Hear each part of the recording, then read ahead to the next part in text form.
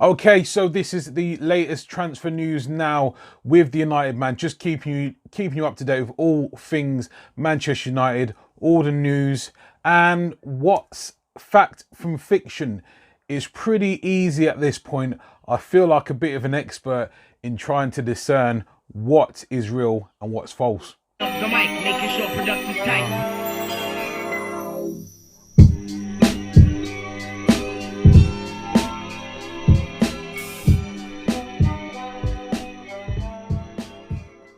Foremost, before we get into it, don't forget to like, share and subscribe. Would help the channel massively.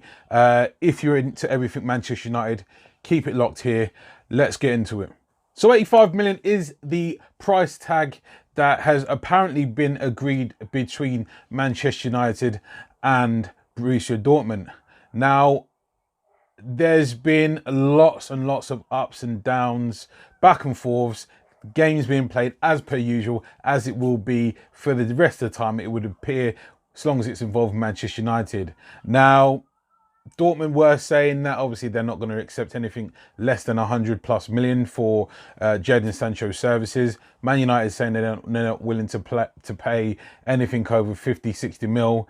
Those are the games that's being played. Those are the games that's, you know, been put out in the public. So, you know, just to test the waters with each other. Now, it's reported in the MEN Manchester Evening News that Bleacher Report have stated Jadon Sancho's fee has been agreed. Now, when I've gone on to search on Bleacher Report for this latest breaking news, it's not showing that fact. It's actually saying that two clubs have come to an agreement. It doesn't state the actual price. The price is being stated on the MEN, but Dortmund have said that they're resigned to losing Jadon Sancho in this coming summer's transfer window. Now, looking forward, Manchester United are not the complete package, as is obvious. So that being said, we're still being linked with every man and his dog. Now, Ferran Torres has cropped up as a potential option if Manchester United didn't secure the services of Jadon Sancho. Personally, I feel it's a case of when and not if we do sign Jadon Sancho. And I'd like to believe that if he wasn't an option, Ferran Torres wouldn't be the first option. Now, Gary Neville's been on Sky Sports apparently saying that Manchester United, well, he believes that Manchester United are in need of at least 5 players if we're due to challenge next season.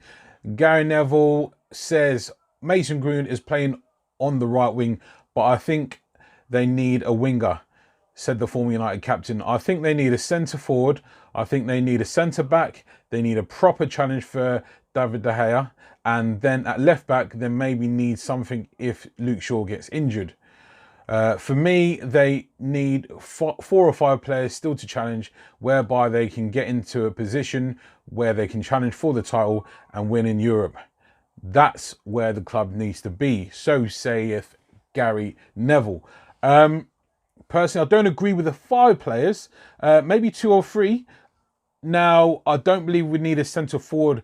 I believe we need to secure the services of Odion Ighalo as a backup to Anthony Martial. Now, when we were en route to signing Odion Ighalo, everyone was like up in arms saying, oh my gosh, what are we doing? What are we doing now? That has proven to be a genius signing, I should say. He has done really, really well. And so is Martial this season as our lead number 9. Rashford also as our inside forward, if you like, both scoring 21 goals.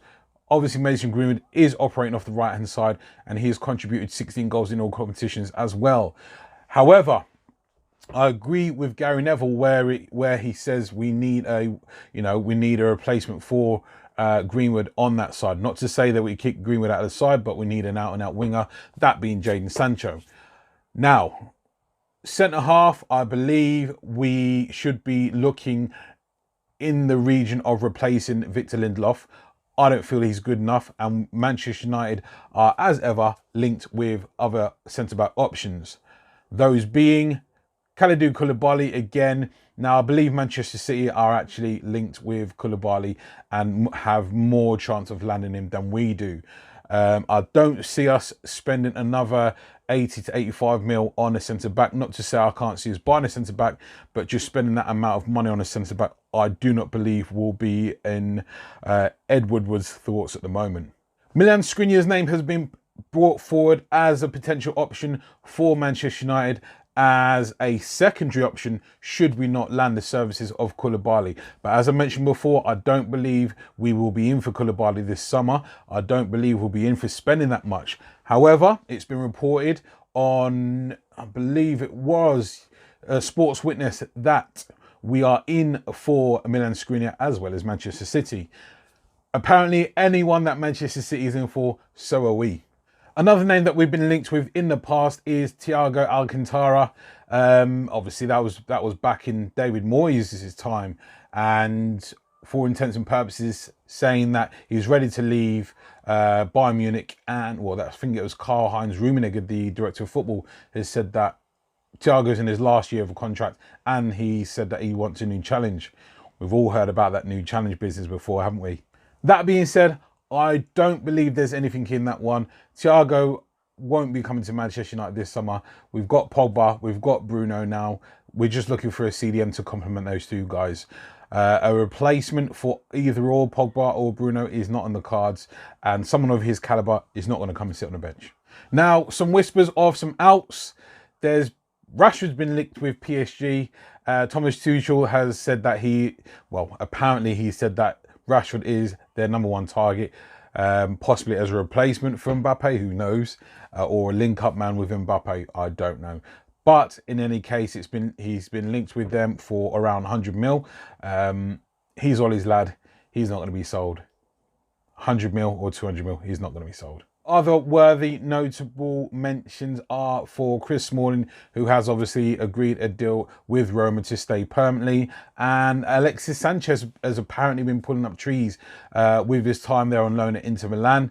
That bodes well for us, and I can't imagine that they'll be able to afford his £450,000 a week wage. So I imagine we'll end up having to harbour some costs with that, unless he's looking to take a massive wage decrease, which I believe he won't.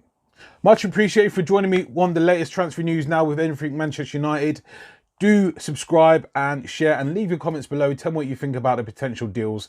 I'll see you in the next one. Take care.